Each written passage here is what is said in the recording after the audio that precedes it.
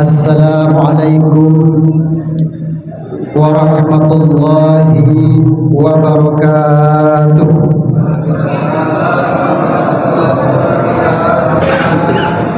Kurang semangat nampaknya Pak, karena cuaca panas, tekak haus, tadi buka banyak minum air jadi lemas. Kita ulang sekali lagi. Assalamualaikum warahmatullahi wabarakatuh.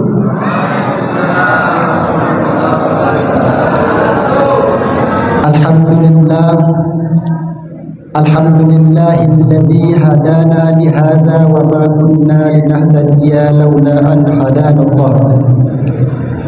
Asyhadu an la ilaha illallah wahdahu la syarika lah wa asyhadu anna Muhammadan abduhu wa rasuluhu la nabiyya wa rasuluhu ba'da. Allahumma salli wa sallim wa barik ala sayyidina Muhammadin wa ala alihi wa ashabihi rasulillahi ajma'in, amma ba'd. Alhamdulillah, bersyukur kita kepada Allah Subhanahu wa ta'ala karena pada malam yang ke-7 Ramadan kali ini kita masih diberikan oleh Allah kesehatan, kesempatan, sehingga dengan kesehatan yang Allah titipkan di dalam tubuh kita, kesempatan yang luang Allah titipkan dalam hidup kita, kita pergunakan untuk melakukan ibadah kita kepada Allah Subhanahu wa ta'ala, yakni salat isya secara berjamaah dan kemudian dilanjutkan lagi dengan salat tarawih dan witir secara berjamaah pula. Alhamdulillah. Kemudian salawat serta salam senantiasa kita kirimkan, kita basahkan lisan kita kepada tauladan hasanah kita, Nabi besar Muhammad sallallahu alaihi wasallam, yang telah memperjuangkan agama ini dari zaman jahiliyah menuju ke zaman yang penuh ilmu pengetahuan yang kita rasakan pada saat ini. Maka sepantasnya lah kita selaku umatnya mengucapkan Allahumma salli ala sayyidina Muhammad wa ala ali sayyidina Muhammad. Mudah-mudahan dengan seringnya kita bersalawat kepada baginda Rasul mendapat syafaatnya baik di dunia maupun di akhirat kelak. Amin amin ya rabbal. Bapak Ibu hadirin jemaah salat Isya dan tarawih yang dirahmati Allah Subhanahu wa taala. Saya grogi malam ini Pak. Tak pernah saya disunting. Jadi malam ini syuting jadi grogi saya. Jadi harap maklum Pak ya. Bapak Ibu hadirin dirahmati Allah Subhanahu wa taala, izinkan kami untuk menyampaikan amanah yang diberikan dan dititipkan kepada kami tentang keutamaan membaca Al-Qur'an.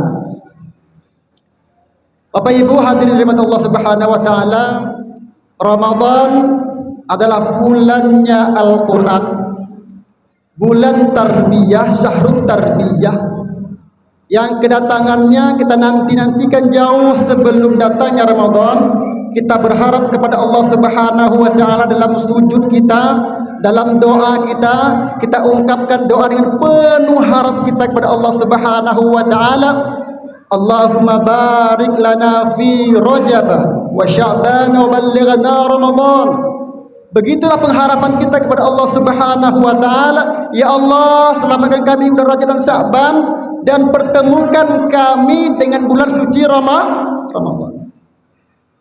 Mengapa kita ingin sekali berjumpa dengan bulan suci Ramadan? Karena kita tahu di bulan itu banyak keberkahan. Segala amal dilipat gandakan oleh Allah Subhanahu wa taala. Tentu di dalam hati kita ketika kita berjumpa dengan bulan suci Ramadan, kita ingin memperbanyak ibadah. Betul tak Pak? Betul tak Bu? Kita ingin berjumpa dengan bulan suci Ramadan, kita ingin memperbanyak ibadah. Kalau tahun lalu kita membaca Al-Qur'annya mungkin 1 juz sebulan, kita berharap tahun kali ini akan ada peningkatan. Yang biasanya 1 juz, tahunnya harus 3 juz. Yang 3 juz jadi 5 juz maksimal. Sebanyak-banyaknya. Kenapa? Karena Syahrul Ramadan adalah bulannya Al-Quran. Bulan yang agung, bulan yang mulia. Kenapa bulan Ramadan dikatakan mulia? Karena di bulan Ramadan diturunkannya Al-Quran. Di dalam bulan suci Ramadan terdapat satu malam, yaitu malam Lailatul Qadar, dan malam itu pun dikatakan mulia. Kenapa mulia? Karena diturunnya Al-Quran. Malaikat yang menyampaikan wahyu, yaitu malaikat Jibril yang menyampaikan Al-Quran kepada Nabi Muhammad SAW, dikatakan malaikat yang paling mulia. Kenapa? Karena telah menyampaikan Al-Quran. Nabi yang memberikan Al-Quran kepada kita, Nabi yang diberikan Al-Quran kepada Nabi, dikatakan mulia. Kenapa? Karena Nabi mendapat wahyu Al-Quran. Jadi pantas kita yang membaca Al-Quran pun mendapatkan kemuliaan di sisi Allah Subhanahu wa Ta'ala. Bapak Ibu hadirin dirahmati Allah Subhanahu wa Ta'ala. Lantas apa sih keutamaan Al-Quran dalam hidup kita? Dalam Al-Quran, dalam Al-Baqarah dikatakan Syahrul Ramadan alladzi unzila fihi Al-Quran hudan linnasi wa bayyinatin minal huda wal furqan ila akhir ayat. Bulan Ramadan, bulannya Al-Quran, petunjuk bagi manusia, pembeda antara yang hak dan yang batil, yang benar dan yang salah. Dikatakan lagi dalam Al-Quran, zalikal kitabu la raiba fi hudal lil muttaqin. Al-Quran itu tidak ada keraguan di dalamnya, petunjuk bagi orang yang bertakwa. Siapa yang ingin selamat di dunia maupun di akhirat, perbanyak membaca Al-Quran. Jika dia lari dari Al-Quran, maka hidupnya akan tidak selamat. Bapak Ibu hadirin dirahmati Allah Subhanahu wa Ta'ala. Yang kedua, keutamaan membaca Al-Quran adalah pahalanya besar. Setiap huruf mendapat 10 kebaikan. Lalu dikatakan apakah alif lam mim itu satu huruf? Tidak. Alif satu huruf, lam satu huruf, mim satu huruf.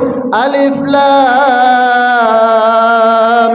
mim, 3 huruf.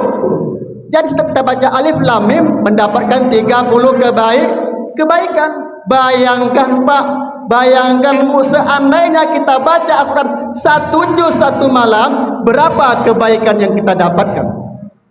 Tidak terhingga. Namun itu semua tidak lari dari catatan Allah Subhanahu wa Ta'ala. Kita tidak bisa menghitungnya, tetapi Allah komplit hitungannya kepada kita. Tidak ada satupun yang tertinggal dari catatan Allah Subhanahu wa Ta'ala. Itu yang kedua. Yang ketiga, Al-Quran sebagai obat penenang hati dan jiwa. Masa iya sih Al-Quran obat?